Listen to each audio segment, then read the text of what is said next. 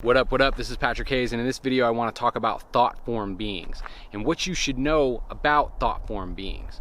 So I'm going to talk about what they are, and then if you stick around to the end, I'm going to talk about not only how to not be controlled by thought form beings, but how to actually use them in your own favor, so use them for your own benefit.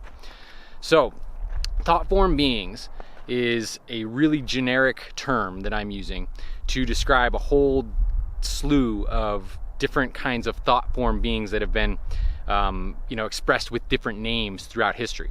So they've been called eidolons, egregores, they've been called miasmas by Mexican tradition, pendulums, even recently by a guy named Vadim Zeland in reality transurfing, thought form entities. So there's been a lot of different names to describe this phenomenon of thought form beings that actually are created out of thought. So something that most people don't realize is that when you think, when you're having repetitive thoughts, that you're actually creating beings. And when big groups of people think thoughts that are in alignment with each other, they create giant thought form entities. So these are like thought form beings that don't have their own, say, self-awareness necessarily, but they do have their own autonomy. And they're made up of basically the energy that's put into them and the thoughts that are put into them. So you can think of them as kind of like a giant, like energetic informational structure that acts like a current. So if you think of a current in water, the current kind of sucks water into it. So if you see like a ripple in like in the rapids of a particular river, right? You can imagine what that looks like.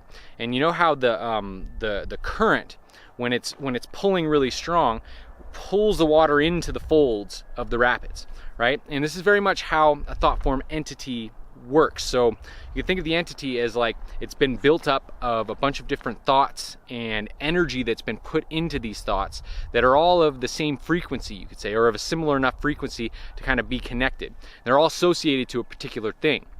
And so then there's basically like an entity forms. And this entity is made up of this energy and this information and all the thoughts that have been put into it. And then it basically starts acting on its own autonomy.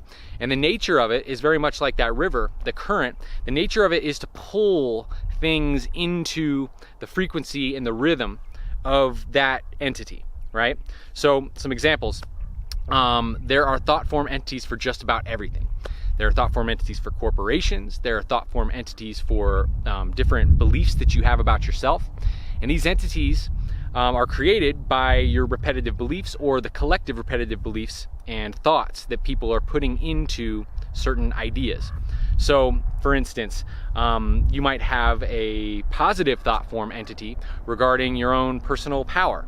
And you've put so many thoughts about how empowered you are and thought of so many situations when you acted empowered that now there's this entity that travels around, and it's basically the frequency of it has its own signature, and then that signature comes back to you and it fuels you with new thoughts that you haven't thought of before that are of the same frequency, of the same vibration, of the nature of whatever that thought form is. So in this case, it would be of empowerment. Now, almost every ancient mystical tradition has some sort of way of talking about these things. These are very real phenomena.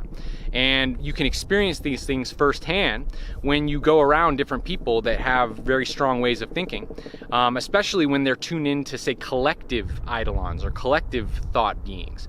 Because these collective thought beings, when there's large groups of people that are thinking in certain directions, it creates a really, really strong current.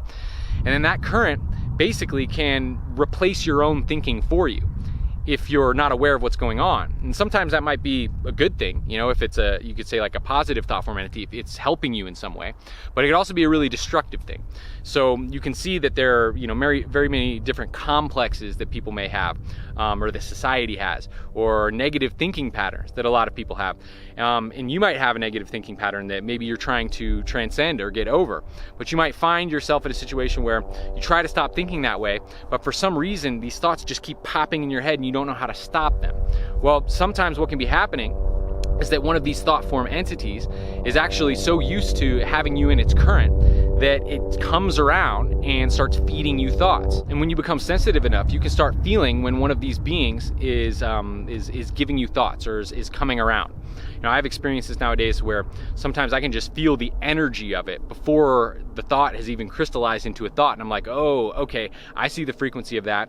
I'm not gonna play with you this time. Like, this doesn't seem like something I want to entertain. So, like I said, you can think of it like a current. It's like a current, and you can think of it as like it's a cloud-like balloon form of information, of thoughts, beliefs, and ideas that has been fueled with energy that people have fueled by thinking about it, right? And then this entity basically lives off of the energy that people send to it when they think about it, right? And it's an interesting thing to think about because we're creative beings, right? So we create these thought form beings, right? But we're on, say, like the human level. So we're creator beings at a human level, that when we think repetitive thoughts in a certain direction, it creates a being that has its own autonomy. It's not self-conscious, has its own autonomy, and moves around, and it's made of the nature of the kinds of energies, vibrations, and thoughts that we are creating it out of, right? And then it starts going around and acting in accordance with that nature. Now, an angelic being, for instance, when they have thoughts, their thoughts are actually a lot more powerful. So their thoughts might even actually have their own self-awareness.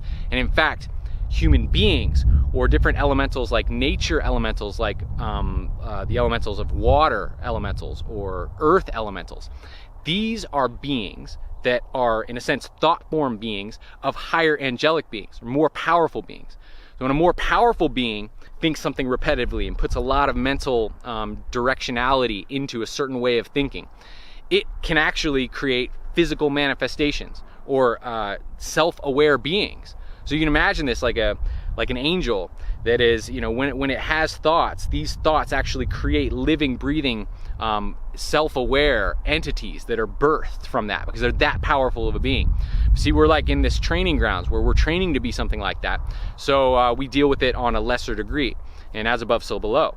So with that all said, well, how do we avoid being manipulated by the negative thought form entities? And how do we actually use them in our favor?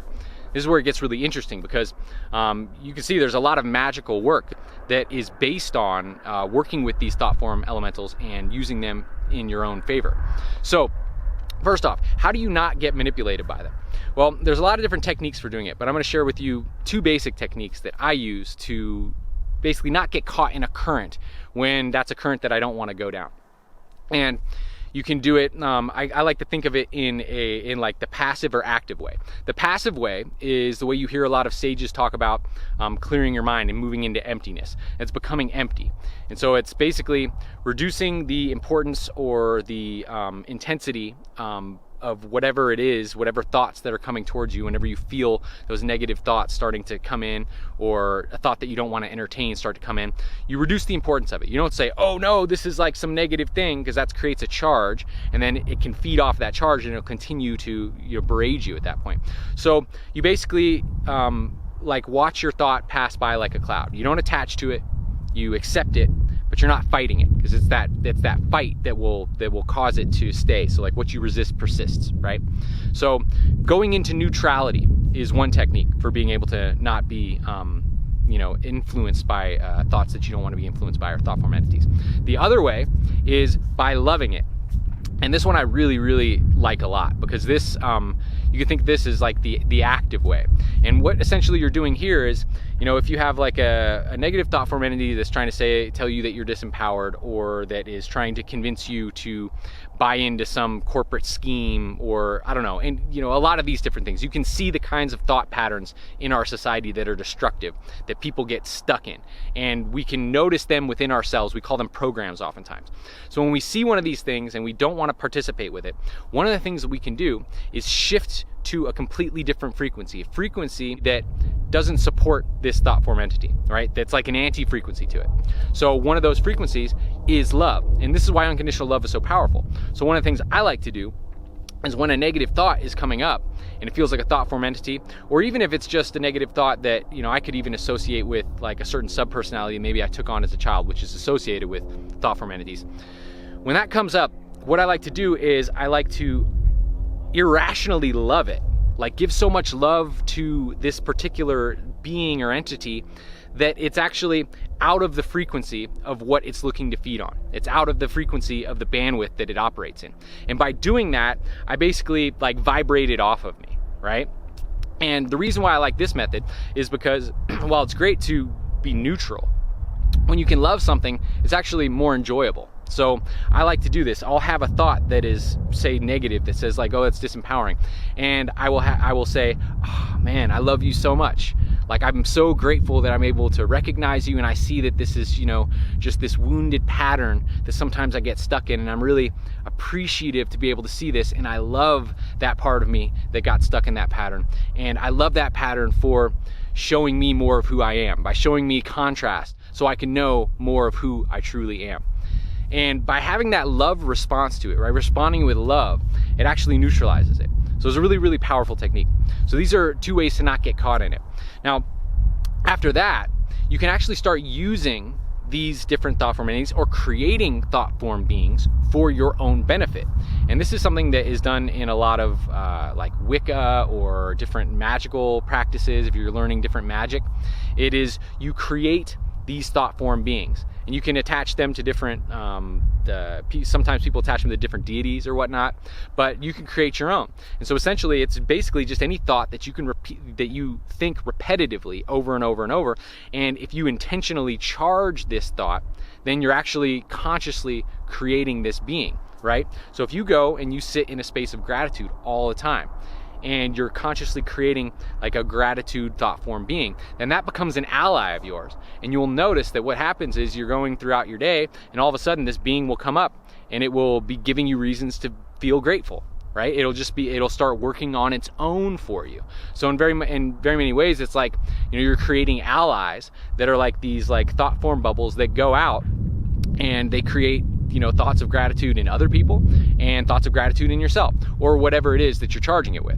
So this is a way to actually use them consciously. And a lot of people will use it in association with different deities. So as the truth of the matter is that really, really powerful deities like, you know, like archangels and stuff like that, and people are always like working, you know, trying to work with archangels and stuff.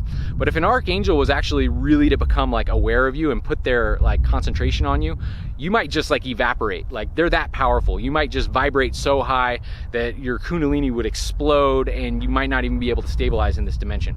So it's rare that that archangel beings or really high beings are actually working directly with humans here. But what happens is humans can work so much with the archetype of an archangel being that they actually create a miasma, or they create an eidolon, or what do you say, a thought form being, right? That that it has a similar nature to the way that they view this higher angelic being. And then that like thought form being actually becomes their ally. And so what they're interacting with is a thought form representation of that deity as opposed to the actual deity. So you can go that route if you want also, and actually it can be really helpful, because by doing that, it can give you some guidelines for the kind of qualitative aspects of the kind of being that you want to create to work for you.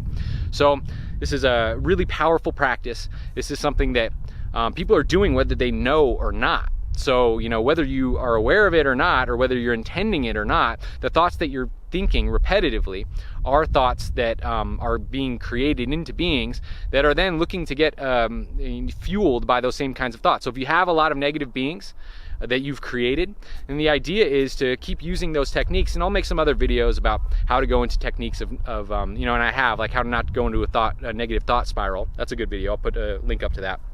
But I'll make more videos about how to work directly with these things, so that you can transmute some of the negative ones that maybe keep coming back, and then work to create more positive ones so that you have more allies on your team during your path on this planet. So thank you so much for tuning in. This is Patrick Hayes. Like, subscribe, share with your friends. If this was useful for you, and you think this would be useful for anybody else that you know, please share this video with them.